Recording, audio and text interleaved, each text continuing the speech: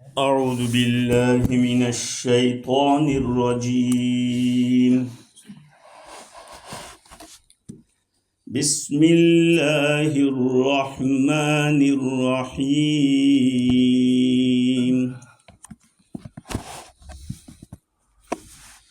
أيحسب الإنسان أن لن يقدر عليه أحد يقول أهلكت مالا لبدا أيحسب أن لم يره أحد ألم نجعل له عينين ولسانا وشفتين وهديناه النجدين فلاقتحم العقبة وما أدراك ما العقبة فك رقبة صدق اللہ العظیم. بزرگوں، پیارے بھائیوں، ہماری گفتگو یہ چل رہی تھی کہ اللہ رب العزت نے مکہ مکرمہ کی قسم کھائی، آدم علیہ السلام اور ان کی اولاد کی قسم کھائی اور فرمایا کہ ہم نے انسان کو بڑی مشقت کے ساتھ پیدا کیا ہے. انسان دنیا میں یہ سوچے کہ ہمیں راحت مل جاوے، یہ مشکل ہے. کسی نہ کسی طرح کی تکلیف تو ہر کسی کو ہوتی ہے. آدمی دنیا کے اندر دیکھ سکتا ہے کہ جتنی مشقت حضرت انسان کو جھیلنی پڑتی ہے، برداشت کرنی پڑتی ہے، اتنی اور کسی جانور کو نہیں کرنی پڑتی.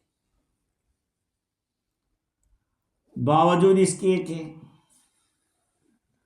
انسان کا جسم دوسرے جانوروں کے مقابلے میں کمزور ہے. نہیں سکے. ہاتھی کو دیکھو کتنا بڑا ڈل ڈول رکھتا ہے، گھوڑے کو دیکھو اور ہپو کو دیکھو، اور حضرت انسان 6 فٹ کا. کہا کہ پھر بھی جتنی تکلیفیں حضرت انسان کو برداشت کرنی پڑتی ہے، اللہ تعالیٰ نے قرآن میں خود فرمایا خلق الانسان ضعیفا، یہ انسان تو کمزور پیدا کیا. کتنا کمزور؟ من ایک دن سے بخار آ جائے تو دال پتلی ہو جائے ہیں، ہاں، اور ایک رات نیند نہ آوے تو پورا دن سر میں درد ہو جائے. یہ خلق الانسان ضعیفا. اللہ تعالیٰ فرمائے کہ انسان کو کمزور پیدا کیا گیا. دیکھو قرآن کتنی پیاری کتاب ہے. انسان کی پوری، ابھی ایک امریکہ میں ایک لڑکے نے 18 گھنٹے کے اندر پورا قرآن کا ترجمہ پڑھا، اور وہ بھی ہندو ہے، کرسچن، اور اس نے آخر میں کہا کہ یہ پوری کتاب پڑھنے سے پہلے میرا جو خیال تھا وہ اب میں بدل رہا ہوں کہ یہ تو پیس والی کتاب ہے. 18 گھنٹے کنٹینیو پڑھنا قرآن مجید کا ٹرانسلیشن. تو کمزور ہونے کے باوجود تکلیفیں حضرت انسان ہی کو زیادہ ہے، لیکن انسان ہی کو دماغی قوت زیادہ دی ہے.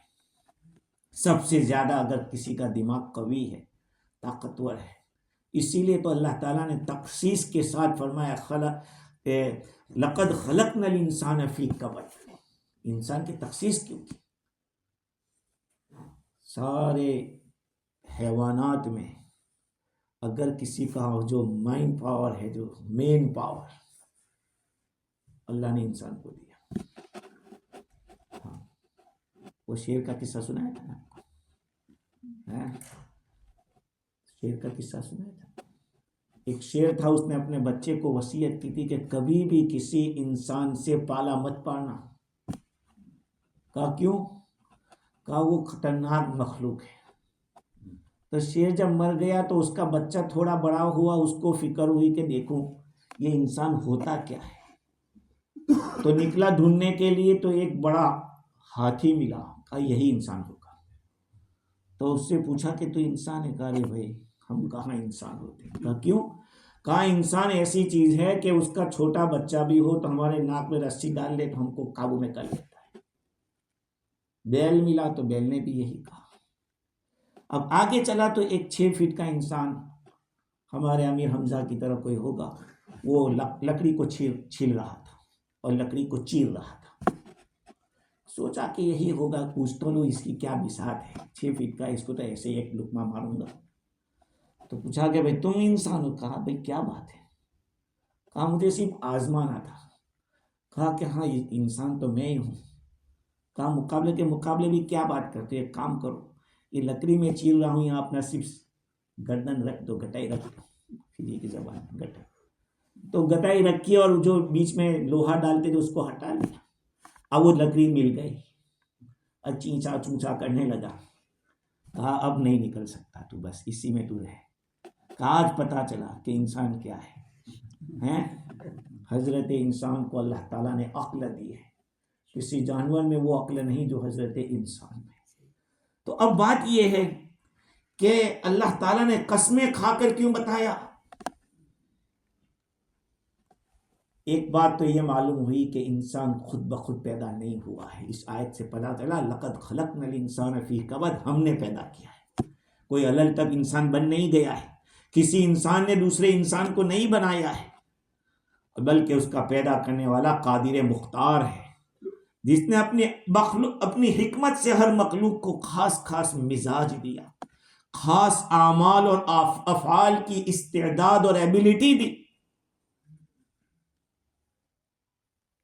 تو انسان کے پیدا ہونے میں انسان کو دخل تو ہوتا ہے، لیکن ایک بات ہے، اگر انسان کو پورا دخل ہوتا، پورا اختیار ہوتا کہ وہ جس کو چاہے پیدا کر لیتا، تو بغیر تکلیف کے پیدا کرتا۔ عورت کو 9 مہینے تک بیچاری کو تکلیف نہ کاٹنی پڑتی ہے، ہمارے اختیار میں ہوتا پیدا کرنے کا کہ ہم جیسے چاہے بنا لیں۔ وہ فیکٹری ہی اللہ نے عجیب بنائی ہے۔ فتبارک اللہ احسن الخالقین۔ انسان ذرا سوچے تو صحیح، دنیا کے پلان کر رہا ہے تو اللہ کی مخلوق میں بھی ایسے بھی تو غور کرو۔ تو اب اللہ تعالیٰ نے یہ بتلا دیا کہ دیکھو ہم نے تو پیدا کیا تکلیف کے ساتھ آپ لوگوں کو، لیکن تم یہ سوچو کہ دنیا میں ہمیں راحت مل جائے، یہ مشکل ہے، یہ نہیں ہو سکتا۔ ہاں ہم نے ایک جگہ رکھی ہے جہاں راحت ہی راحت ہوگی، لیکن تم یہاں جو برداشت کر رہے ہو اس برداشت کا طریقہ بدل لو، میرے حکم اور میرے نبی کے طریقے کے مطابق تکلیف برداشت کرو گے تو مرنے کے بعد ہمیشہ کی راحت دے دوں گا۔ ہاں آپ چاہتے ہو کہ ہمیشہ کی راحت، میں تو مشقت کے لیے تیار ہو جاؤ، تکلیف کے لیے تیار ہو جاؤ، یہ تو تمہارا خام خیال ہے کہ دنیا کے اندر مجھے راحت مل جائے، ابھی کام کر لیتا ہوں، اس کے بعد ریٹائر لائف فجی میں گزاروں گا۔ بس ابھی تو وہ سوچ رہا ہے، لیکن یہ نہیں سوچتا کہ ریٹائر لائف ملتی بھی ہے کہ نہیں ملتی۔ جس کو مل گئی ہے قدر کرنی چاہیے، ان کو تو مسجد کا کھوٹا بن جانا چاہیے کہ بس پتہ نہیں ہے۔ اللہ تعالیٰ نے جو زندگی دی ہے اس کی قدر کر لو۔ لوگ دنیا سے جا رہے ہیں تو ایسا نہیں کہ ہم باقی رہ جائیں گے، سب چلے جائیں گے، ہم رہیں گے۔ تو ضروری ہے کہ ہر شخص کو دنیا میں محنت اور مشقت اور رنج مصیبت جو پیش آوے اس کو برداشت کرے، لیکن ہمیشہ کا جو راحت کا سامان ہے اس کی فکر کرے، اور وہ مل سکتے ایمان اور اعمال صالحہ، اللہ کی اطاعت، اسی میں منحصر ہے اور کسی چیز میں نہیں۔ تو اللہ تعالیٰ فرماتے ہیں کہ اَيَحْسَبُ أَن لَّن يَقْدِرَ عَلَيْهِ أَحَدٌ، کیا انسان کیا یہ یوں سمجھتا ہے، یہ سے مراد کافر، کیونکہ اسی نے کہا تھا میں نے بہت پیسے خرچ کر ڈالے۔ اللہ تعالیٰ فرماتا ہے اَيَحْسَبُ أَن لَّن يَقْدِرَ عَلَيْهِ أَحَدٌ، کیا وہ یوں سمجھتا ہے کہ اس پر کسی کو کنٹرول نہیں حاصل ہوگا؟ ہرگز اس پر کوئی قادر نہیں ہوگا، وہ یوں سمجھتا ہے۔ کبھی کبھی آدمی نشے میں، مال کے نشے میں ہوتا ہے تو یہ سوچتا ہے کہ مجھے کسی کی ضرورت نہیں ہے، مجھے کسی کی ضرورت نہیں ہے۔ ہر ایک کو ضرورت پڑتی ہے کسی نہ کسی کی۔ یہ اللہ نے دنیا کا نظام ایسا بنایا ہے، چاہے تم کتنے مالدار ہو لیکن لائٹ چلی جاوے تو کہاں جاؤ گے؟ آپ کے پاس کتنے ہی روپیے ہو اور اناج نہ ہو تو کیا کھاؤ گے؟ کھاک کھاؤ گے۔ ہر ایک کو اللہ تعالیٰ نے ایک دوسرے کی ضرورت پہ رکھا ہے، اس لیے کوئی یوں نہ سمجھے گا اس کی مجھے کہاں ضرورت ہے، ضرورت ہر ایک کی پڑتی ہے۔ تو اللہ تعالیٰ فرماتے کہ کیا یہ یوں گمان کرتا ہے کہ اس پر کسی کو پاور نہیں ہوگا؟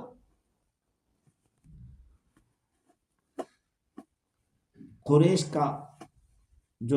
کے جو سردار تھے وہ ان سے حضور کو زیادہ تکلیف پہنچتی تھی، ہاں سب سے زیادہ۔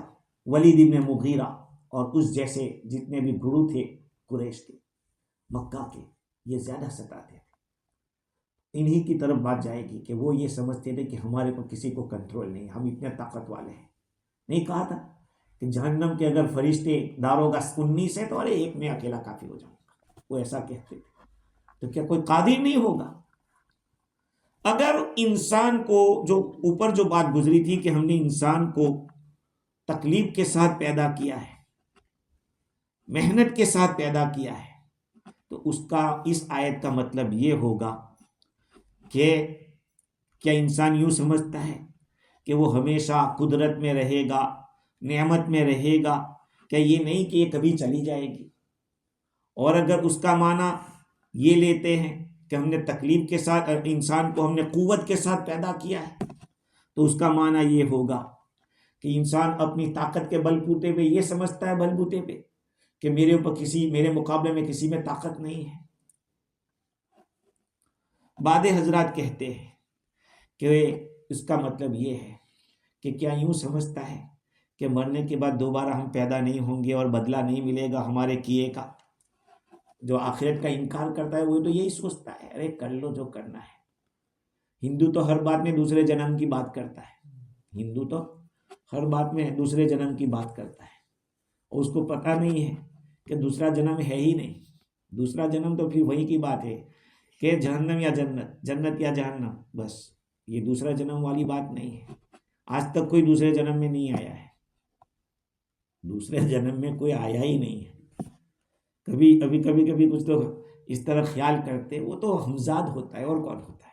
انسان کے ساتھ جو شیطان پیدا ہوتا ہے وہی الگ الگ شکلوں میں آتا ہے، اس لیے وہ مرتا نہیں ہے۔ جب تک کہ بسم اللہ والا ملت رسول اللہ نہ پڑے وہاں تک وہ مرتا نہیں، تو بھوکتا رہتا ہے۔ اور ایک مطلب یہ ہے کہ کیا انسان یوں سمجھتا ہے کہ میرے حالات نہیں بدلیں گے، میں ایسا ہی رہوں گا؟ اَيَحْسَبُ الْإِنسَانُ أَن لَّن يَقْدِرَ عَلَيْهِ أَحَدٌ، کیا یوں سمجھتا ہے کہ اس کے حالات نہیں بدلیں گے؟ ارے بدلیں گے، یہ سوال کیا جا رہا ہے۔ اَيَحْسَبُ الْإِنسَانُ، اَيَحْسَبُ، کیا یہ گمان کرتا ہے اللہ يقدر علیہ کہ اس پر کوئی طاقت نہیں رکھے گا؟ ارے کیوں نہیں، سب سے بڑا تو اللہ ہی ہے طاقت والا۔ الم نجعل، یقول اہلکت مالا لبدا، وہ فخر کرتا ہے، ارے ہم نے بہت خرچ کر ڈالے، بہت پیسے خرچ کر ڈالے۔ وہی تو کہتے تھے مکہ والے یہی تو کہتے تھے مالدار لوگ، ارے ہم نے بہت خرچ کر ڈالا پیسے کی، تم کیا ہم کو کہتے ہو کہ جنت میں یہ ملے گا وہ ملے گا؟ ہم کو اس طرح کی بات آخرت سے ڈراتے کیوں ہو؟ تو یہ کافر کہتا تھا کہ نبی کی دشمنی کے اندر ہم نے بہت مال خرچ کر ڈالا ہے، اور اسی کو لوگ اچھے اخلاق سمجھتے تھے، خوب کھلاتے پلاتے اور اس کے اوپر فخر کرتے تھے کہ میں نے اتنا خرچ کیا۔ اہلکت مالا لبدا، اہلکت کا جو لفظ لائے ہیں اس کا کیا مطلب ہے؟ ہم جو کرتے ہیں وہ انفاق ہوتا ہے، خرچ ہوتا ہے اللہ کے راستے میں۔ یہ تو کہتے ہیں نا میں نے اتنے پھینک دیے پیسے، اس کا کیا مطلب؟ وہ جانتا ہے کہ میں نے پھینک کے غلط کیا ہے۔ جو آدمی یوں کہتا ہے جس نے پیسہ برباد کیا ہو نے، تو وہ کیا کہتا ہے؟ جس نے سگریٹ پی ہو کیا کہتا ہے؟ ارے یار جوانی سے آج تک تو میں نے اتنے جلا دیے پیسے۔ جلا دیے کا مطلب کوئی فائدہ نہیں، بیکار گیا۔ تو اہلکت کا جو لفظ ہے تفسیر روح البیان میں لکھا ہے کہ اشارہ اس بات کی طرف ہے کہ وہ بھی جانتا ہے کہ میں نے جو برباد کیا ہے کیسا، کوئی فائدہ نہیں ہوگا اس کا مجھے، کیونکہ آخرت میں ان کو کوئی بدلہ ملنے والا ہے ہی نہیں۔ جب اللہ کو مانتا نہیں جو، وہ دنیا میں کتنی نیکیاں کر لے، ہر عمل کی قبولیت کے لیے ایمان شرط ہے۔ تو ایمان ہی نہیں ہے تو پھر چاہے کتنا بھی خرچ کرو، اگر تم نے کسی کی مدد کی تو اللہ دنیا میں دے دے گا۔ ارے عائشہ رضی اللہ تعالیٰ عنہ کی روایت ہے، حضرت نبی اکرم صلی اللہ علیہ وسلم سے پوچھا کہ حضور عبداللہ ابن جدعان جو زمانے جاہلیت کے اندر بہت بڑا سخی آدمی تھا، کھلاتا پلاتا تھا، اس کی مغفرت ہوگی کہ نہیں؟ اللہ کے نبی نے فرمایا کہ نہیں، اس نے کبھی بھی رب اغفر لی خطیئتی یوم الدین نہیں کہا تھا، او کما قال، اس نے نہیں کہا تھا کہ اللہ میری مغفرت کر دینا، اس نے کبھی یہ نہیں کہا تھا، اس لیے اس کو کوئی فائدہ نہیں ہوگا۔ سمجھ رہے ہیں؟ تو اللہ تعالیٰ فرماتے ہیں کہ وہ یوں کہتا ہے کہ اہلکت مال لبدا لبدا، یعنی بہت زیادہ مال میں نے برباد کر دیا، خرچ کر ڈالا۔ اَيَحْسَبُ أَن لَّمْ يَرَهُ أَحَدٌ، کہ وہ یوں سمجھتا ہے کہ اس کو کسی نے دیکھا نہیں ہے۔ بعض علماء فرماتے کہ جو خرچ کیا ہے اس کے بارے میں پوچھا جا رہا ہے کہ تو خرچ کر رہا تھا، وہ کسی نے دیکھا نہیں۔ بعض علماء فرماتے ہیں کہ اس کا مطلب یہ ہے، جیسے کہ حضرت قتادہ فرماتے ہیں کہ وہ یوں سوچتا ہے کہ اللہ نے اس کو دیکھا نہیں، اور اللہ اس کو پوچھے گا نہیں کہ مال کہاں سے لایا تھا اور کہاں خرچ کیا اور تیری نیت کیا تھی۔ ہاں، مال کے بارے میں 2 سوال ہوگا، من این اکتسب وفیما انفق، کہاں سے کمایا، کہاں خرچ کیا، یہ 2 سوال ہوں گے مال کے بارے میں۔ تو یوں سمجھتا ہے اَيَحْسَبُ أَن لَّمْ يَرَهُ أَحَدٌ، کہ اس نے جو کچھ خرچ کیا اس کو کسی نے دیکھا نہیں، اللہ نے دیکھا ہے۔ اور مفسر قلبی کہتے ہیں کہ کان کاذبا لم ينفق شیئا، ارے وہ جھوٹا آدمی تھا، کچھ خرچ نہیں کیا تھا، اس نے خرچ کیا ہوتا تو کسی نے دیکھا تو ہوگا۔ مطلب یہ کہ اللہ تعالیٰ فرماتے ہیں کہ کیا یہ گمان کرتا ہے کہ اللہ تعالیٰ نے اس کو جو اس نے کیا ہے یا نہیں کیا ہے، خرچ کیا یا خرچ نہیں کیا، اس کو اللہ نے دیکھا نہیں، اللہ نے جانا نہیں؟ شاہ عبد العزیز دہلوی رحمۃ اللہ علیہ فرماتے ہیں کہ یہ گمان کرتا ہے کہ اس کو کسی نے نہیں دیکھا اس وقت جبکہ وہ ماں کے پیٹ میں سے آیا تھا۔ کیسا تھا؟ ننگا بھی تھا، بھوکا بھی تھا، اور اپنے پاس کچھ بھی نہیں رکھتا تھا۔ پھر جو کچھ کمایا بھی، جو بھی مال کمایا اس نے، وہ حلال سے کمایا، حرام سے کمایا، اور پھر کمانے کے بعد جو خرچ بھی کیا تو صحیح جگہ کیا یا غلط جگہ پہ کیا، اور خرچ کیا بھی تو اچھی نیت سے کیا تھا یا بری نیت سے کیا تھا۔ پھر غرور کرتا ہے، تکبر کرتا ہے کہ میں نے بہت خرچ کیا، کس نام پہ خرچ کیا تھا، کس مقصد کے لیے کیا تھا۔ اَيَحْسَبُ أَن لَّمْ يَرَهُ، یعنی یہ سوچتا اللہ نے نہیں دیکھا۔ أَلَمْ نَجْعَل لَّهُ عَيْنَيْن، کیا ہم نے اس کو 2 آنکھیں نہیں دی، وَلِسَانًا وَشَفَتَيْن، اس کو زبان نہیں دی، ہم نے 2 ہونٹ نہیں دیے، وَهَدَيْنَاهُ النَّجْدَيْن، اور ہم نے اس کو 2 راستے بتائے۔ اب اللہ تعالیٰ احسان بتلانے پہ اترا ہے۔ الم نجعل لہ، کیا شیخی بگار رہا ہے کہ ہم نے بہت خرچ کیا اور کسی نے دیکھا نہیں؟ ارے جس نے تجھے آنکھیں دی ہے وہ خود دیکھے گا نہیں؟ جو دکھا سکتا ہے وہ دیکھ نہیں سکتا۔ ہاں، الم نجعل، 2 آنکھیں دی اللہ تعالیٰ نے۔ دیکھو اللہ تعالیٰ کی قدرت ہے، آنکھیں اس نے 2 دی ہے، کتنی؟ 2، زبان 1، اور کان اور ہونٹ 2۔ کیا اللہ کی قدرت ہے! 2 آنکھوں کو بھی اللہ تعالیٰ نے جو بنایا ہے، غور و فکر کرو اللہ کی قدرت کا، نظارہ کرو اس میں کہ اس کے اوپر اللہ تعالیٰ نے کیا کر دیے، پردے کر دیے، پلکیں، یہ پلکیں رکھی اللہ تعالیٰ نے اوپر، پلک، اور ان پلکوں کو ساتھ ساتھ بال لگا دیے تاکہ باہر کا کچرا اندر جا نہ سکے۔ اور پھر اللہ تعالیٰ نے اندر رکھا، جو قیمتی چیز ہوتی ہے نا وہ چھپائی جاتی ہے، اندر رکھا تاکہ آدمی کہیں ٹکرا جاوے تو کہیں ادھر ادھر لگ جاوے، آنکھ کو نہ لگے۔ اور کوئی چیز اچانک دیکھنا، کبھی دھواں آتا ہوگا پہلے آنکھ بند ہو جائے گی، کہیں غبار چلے گا آنکھ بند ہو جائے گی. یہ اللہ تعالیٰ نے جو پلک رکھی ہے، اور ان پلکوں کے اوپر بھوں رکھا ہے، یہ بھوں یہ بھی حفاظت کے لیے ہے، آنکھوں کی حفاظت. اور کیا اللہ کی قدرت کہ آنکھوں کے اندر بھی روشنی رکھی اس نے. سمجھ لو، آنکھ میں روشنی نہ ہو تو چاہے کتنے سورج نکل جائے نہیں دکھے گا. میں نے پہلے بھی کہا تھا کہ آدمی کو دیکھنے کے لیے دو روشنی کی ضرورت ہے، باہر بھی روشن ہونا چاہیے اور آنکھوں میں بھی روشنی ہونی چاہیے. آنکھوں میں تو روشنی ہے لیکن باہر اندھیرا ہے تو کھاک دکھے ہے. اور اگر باہر تو اجالا ہی اجالا ہے لیکن آنکھوں میں روشنی نہیں ہے، کان آپ کی رگیں سوکھ گئی ہے اس لیے نہیں دکھے گا. اللہ حفاظت ہے. کتنی بڑی قیمتی چیزیں یہ دو آنکھ ہیں. لیکن آج تک ہم نے کبھی یہ شکریہ ادا کیا کہ یا اللہ تو نے ہم کو تو دیکھتا بنایا. کتنے لوگوں دنیا میں ایسے جن کو دکھتا نہیں. آپ لوگوں کو حیرت ہوگی، بریل نام کے ایک یہ ہے بریل، جانتے قرآن پڑھتے وہ لوگ کو معلوم ہے ایسے. الحمدللہ رب العالمین. میں بمبئی میں جہاں نوکری کرتا تھا، مفتی کا کام، فتویٰ دینے کا کام کرتا تھا، تو وہاں کا بریل مدرسہ چلتا تھا. نابینا بچے قرآن سیکھنے آتے تھے. ابھی کبھی میں آواز بدل کے بولتا تو کہتے کہ مفتی صاحب آپ، ہم آپ کی آواز پہچانتے ہیں. میں آواز تھوڑا چینج کر کے بولتا تو فوراً بولتے کہ نہیں آپ فلاں صاحب ہو. تو قرآن ایسے پھٹافٹ پڑے گا ایسے ایسے. اللہ تعالیٰ کیا یار. ہمارے دوست پڑھاتے ہیں مولانا فرید ہے اور ممبئی میں، تو حافظ بھی بنتے ہیں وہ لوگ. بڑے اللہ تعالیٰ ہمیں پوچھے گا کہ ہم نے تمہیں آنکھیں دی تھی جب نابینا قرآن پڑھ سکتا تھا تو کیوں نہیں پڑھ سکتا. صحابہ کرام نے قرآن سیکھا ہے تو 25-30 سال کی عمر میں نہیں سیکھا ہے سب نے. کتنے صحابہ تو 50 کے اوپر چلے گئے لیکن انہوں نے قرآن سیکھا. ہمارے پاس کیا جواب ہوگا؟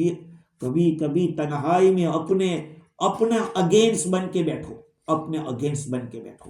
سمجھے، اپوزٹ پارٹی کا بن کے اپنے آپ کو پوچھو کہ تو نے کون سی نیکیاں کر لی ہے، تو اللہ کے سامنے کیا جواب دے گا. اپنے بارے میں سوچو تو پھر آپ کو جواب ملے گا. ہاں، تجھے اللہ تعالیٰ نے دو آنکھیں دی، الم نجعل لہ عینین، اور وہ بھی دیکھے کیا قدرت. دونوں میں کالا بھی ہے اور سفید بھی ہے. پورا کالا ہو جاوے تب بھی مصیبت ہے، اور پورا سفید ہو جاوے تب بھی مصیبت ہے. تو سکندر بادشاہ گزرا ہے، سکندر نام سنا ہو.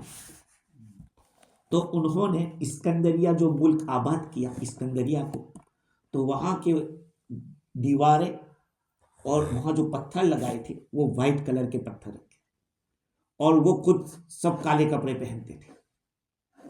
اس لیے کہ اگر خود بھی کپڑے پہنیں گے وائٹ تو اس کی وجہ سے آدمی کو تھوڑا بھاری پڑے گا ایک دوسرے کی طرف دیکھنے کے لیے. سبھی سفید سفید ہوگا. اسی سے دیکھا آنکھ کو. اللہ تعالیٰ نے ایک حلقہ بنایا آنکھ کا اور اس میں اس کو رکھا، اور اس طرح سے رکھا کہ یہاں بھی ہڈی رکھی. یہ ڈھانچہ جو ہے یہ پوری ہڈی ہے، رخسار کے اوپر دونوں طرف، چاروں طرف سے ہڈیوں کے اندر اس کو رکھا. اور آنکھ کیا ہے؟ ابھی فیروز بولے گا. آنکھ ہے کیا؟ کوئی جانتے ہو؟ نہیں جانتے. آنکھ کیا ہے؟ چربی ہے. کیا ہے؟ نہیں، انہیں شک ہے. چربی ہے. عرب لوگ جب وہ بھیڑا ذبح کرتے اور پورا پکاتے ہیں تو یہ آنکھ کھانے کے لیے لڑتے ہیں، وہ اس کے اوپر یہ کرتے ہیں. عربی زبان میں یہ تفسیر روح البیان میں ایک دعا لکھی ہے، سننا سمجھنے کی بات ہے. الحمدللہ الذی جعلنا ننطق بلحم ونبصر بشحم ونسمع بعظم. تمام تعریف ہے اس اللہ کے لیے کہ جس نے ہم کو ایسا بنایا کہ ہم گوشت سے بولتے ہیں، چربی سے دیکھتے ہیں اور ہڈی سے سنتے ہیں. کیا؟ گوشت سے بولتے ہیں. زبان ہے کیا؟ تو ہمارے فجی والے بوڑھ نہیں کھاتے، وہ مور کھاتے ہوں گے لیکن یہ بکری اور اس کا جو بوڑھ ہوتا ہے وہ نہیں کھاتے. اس میں جو زبان ہے اس کو کھایا جاتا ہے. عجیب چیز کو کہتے ہیں، کھایا جاتا ہے، بہت لذیذ چیز ہے. ہاں، تو وہ کیا ہے؟ گوشت ہے، اور ہم دیکھتے ہیں کس سے؟ چربی سے۔ یہ آنکھ کیا ہے؟ چربی ہے بھائی، اور ہڈی سے سنتے ہیں، یہ کیا ہے؟ ہڈی ہے۔ اب سوچئے، تو الم نجعل لہ عینین، کیا ہم نے اس کو دو آنکھیں نہیں دی؟ وَلِسَانًا وَشَفَتَيْن، زبان اس کو ہم نے ایک دی ہے۔ آنکھیں دو، زبان ایک، اس لیے کہ انسان کو دیکھنے کی اور سننے کی ضرورت زیادہ پڑتی ہے بولنے کے مقابلے میں، اس لیے دو کان رکھے تاکہ سنے زیادہ، دو آنکھیں رکھی تاکہ دیکھے زیادہ، زبان ایک دی تاکہ بولے کم، بولنا کم رکھے۔ اور دوسری بات یہ ہے کہ اس طرف اشارہ ہے کہ جب ضرورت پڑے تب ہی بولے، بغیر ضرورت کے بولے نہیں۔ امام شافعی رحمۃ اللہ علیہ کے حوالے سے لکھا ہے، شاہ عبدالعزیز محدث دہلوی رحمۃ اللہ علیہ نے، کہ آدمی کسی چیز کو بولتا ہو تو پہلے دماغ میں سوچ لے کہ یہ بولوں گا تو سامنے والے کو کیسا لگے گا، تیر تو چیر کے نہیں جائے گا۔ اگر آپ سوچتے ہو کہ بولنے میں مصلحت ہے، اس میں دینی یا دنیاوی فائدہ ہے، تو ٹھیک ہے بولو۔ آپ کو اگر شک ہے کہ یار پتہ نہیں نفع ہوگا یا نقصان ہوگا، تو چپ رہو۔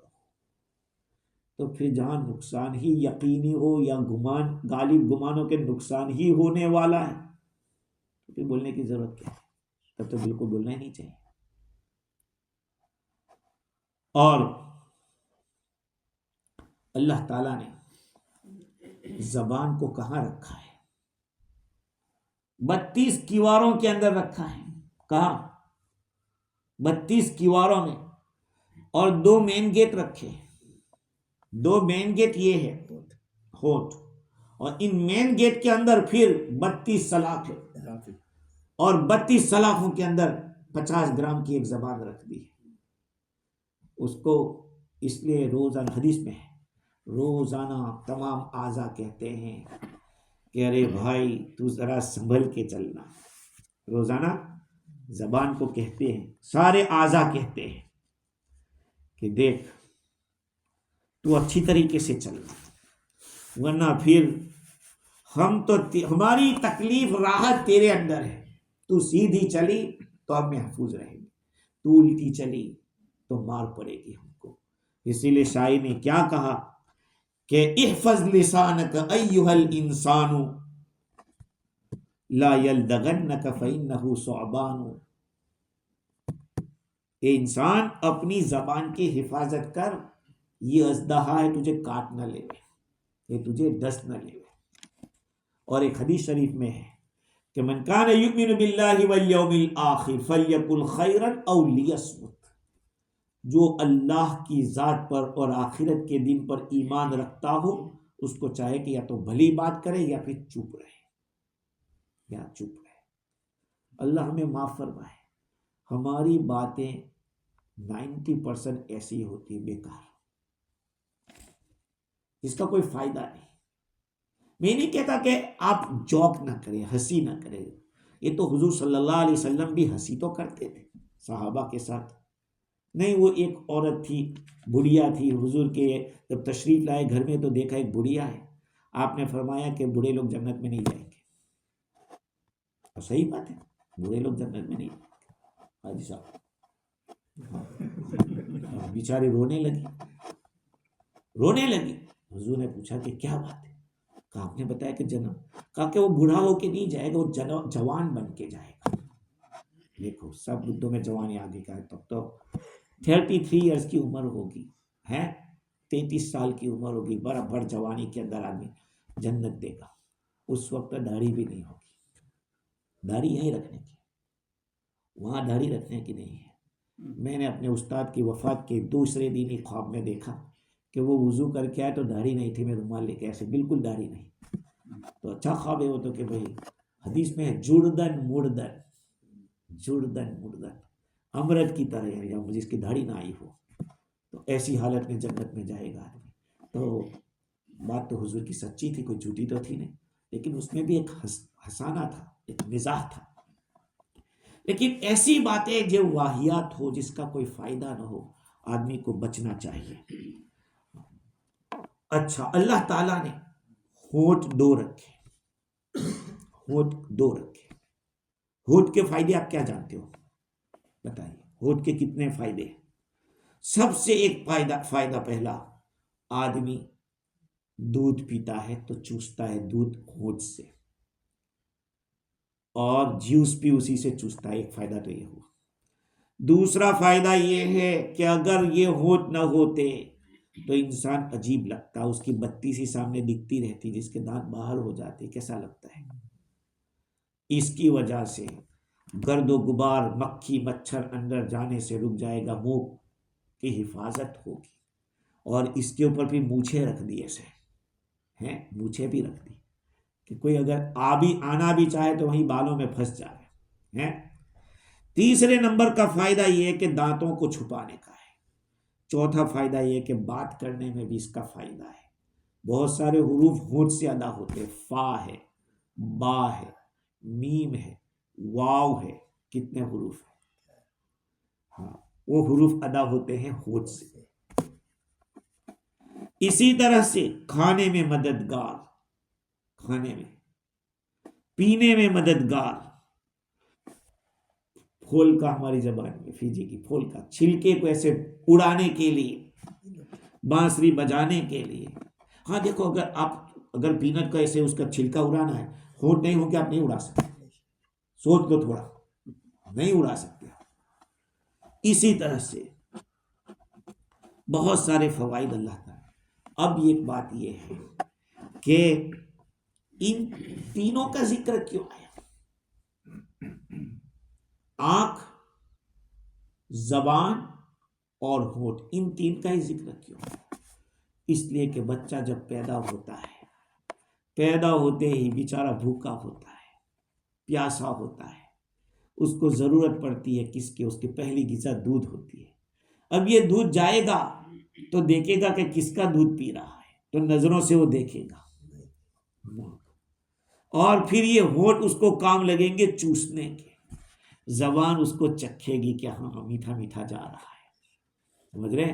تو یہ تین اعضاء کا اللہ تعالیٰ نے تذکرہ کیا کہ الم نجعل لہ عینین، کیا ہم نے اس کو دو آنکھیں نہیں دی، ولسانا وشفتین، اور ہم نے اس کو زبان نہیں دی، وشفتین. زبان کے بھی کتنے فائدے ہیں؟ بولنے کا فائدہ، آپ کے دل میں جو بات ہے وہ زبان ادا کرے گی، معافی ضمیر ادا کرنے کے لیے.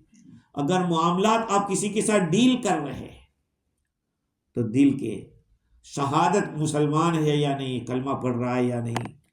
اسی طرح سے زبان کے ذریعے ذائقہ، یہ کروا ہے، میٹھا ہے، کھٹا ہے، کیسا ہے. آدمی بیمار ہو جاتا ہے، کیا کہتا ہے؟ کوئی ذائقہ ہے. سردی ہو جاتی ہے تو کہتا ہے کہ کچھ سمجھ میں نہیں آتا. ناگپور میں ہڑتال ہوتی ہے تو پتہ نہیں چلتا کہ خوشبو ہے یا بدبو. اس طرح سے زبان میں بھی جب گڑبڑ ہو جاتی ہے. اگر انسان کے پاس زبان نہ ہوتی تو انسان کو ضرورت پڑتی کس کی؟ اشارہ کرنے کی، لکھنے کی ضرورت پڑتی.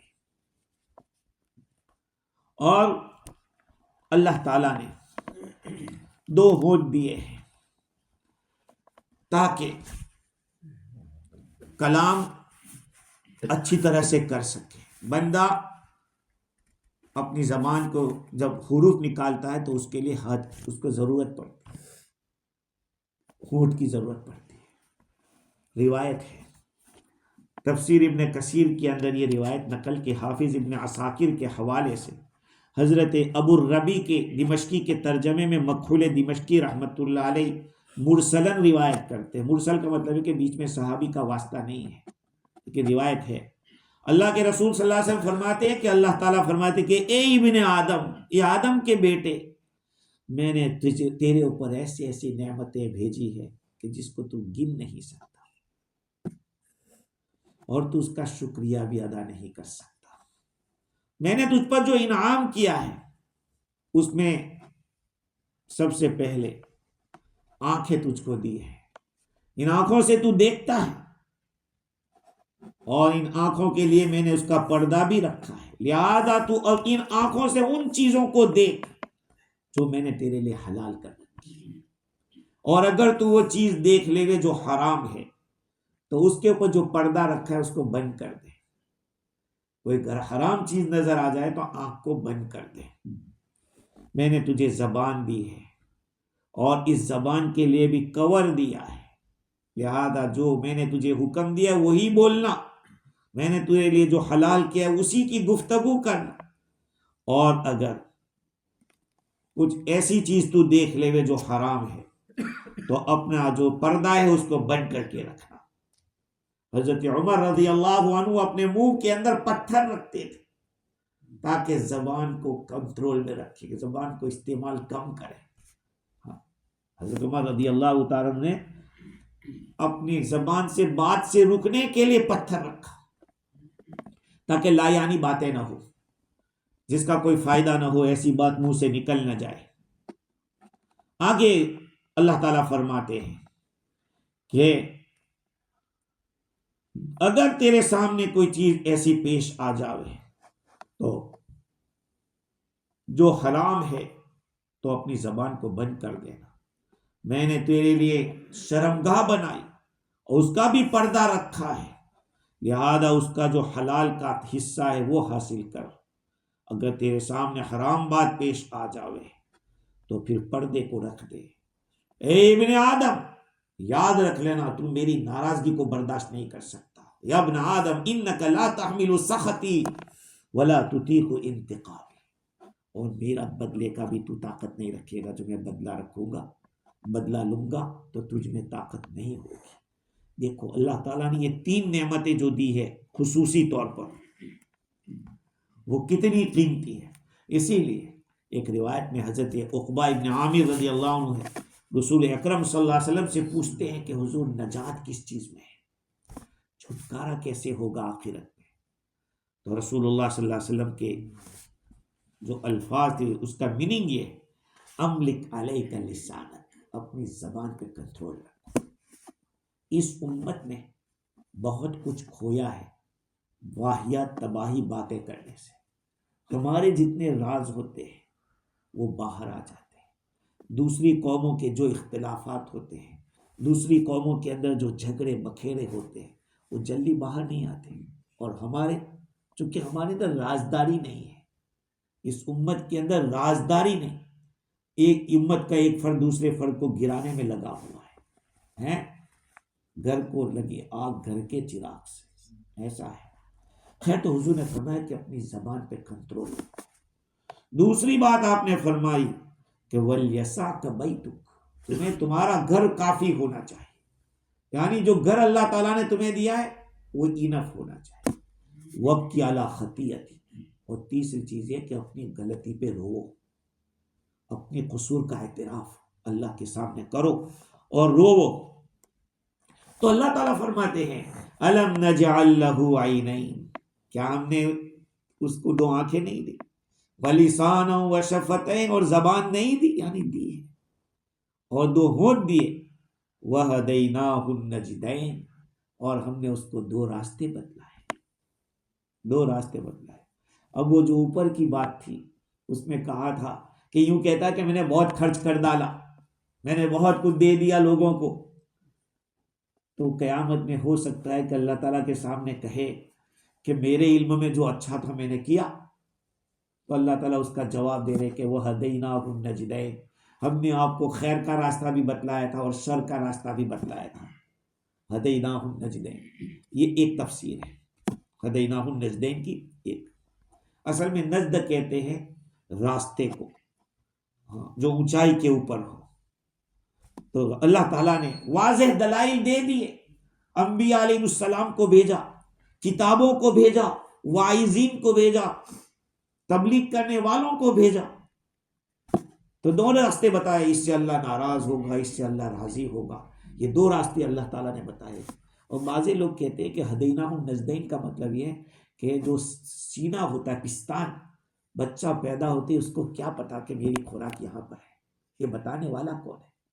وہ یہ 2 راستے اللہ تعالیٰ نے بتلا دیے کہ تیرے دو راستے ہیں، یہیں سے تجھے غذا ملتی رہے. خیر مزید گفتگو انشاءاللہ آئندہ کریں گے. اللہ تعالیٰ مجھے بھی اور آپ کو بھی دین کی صحیح سمجھ عطا فرمائے، علم نافع عطا فرمائے. سبحان اللہ.